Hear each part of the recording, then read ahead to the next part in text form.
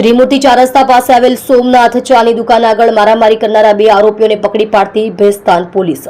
મહેરબાન police commissioner Shri Surat શહેર, અધિક પોલીસ કમિશનર શ્રી સેક્ટર 2, નાયબ પોલીસ કમિશનર શ્રી ઝોન 6 તથા મદદનીશ પોલીસ કમિશનર શ્રી આઈ ડિવિઝન 9 તાજેતરમાં ભેસ્તાન પોલીસ સ્ટેશનમાં નોંધાયેલ મારામારીના વણ શોધાયેલ ગુનાઓ શોધી કાઢવા માટે આપેલ સૂચના અનુસાર police inspector Shri K P Gameti સાહેબ તથા second police inspector Shri J M. Solanki સાહેબ નાઓના માર્ગદર્શન હેઠળ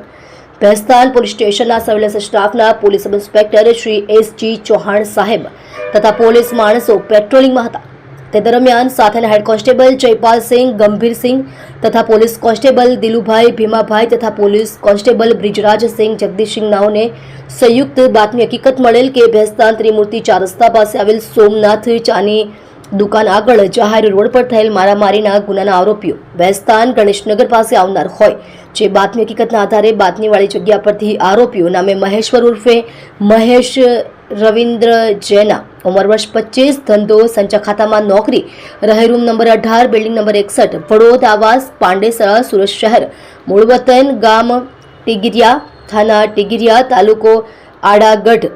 કટક, ઓરિસ્સા તથા બિપિનભાઈ શંકરભાઈ સેનવા, ઉંમર વર્ષ 23, રહે બી નંબર 67, રૂમ નંબર 10, વડોદ આવાસ, પાંડેસરા, સુરત, મૂળ વતન ઉંડેરા ગામ, તાલુકો જિલ્લો ખેડા, ગુજરાત નાઓને પકડી પાડી અત્રેના ભેસ્તાન પોલીસ સ્ટેશન ખાતે ભેસ્તાન પોલીસ સ્ટેશન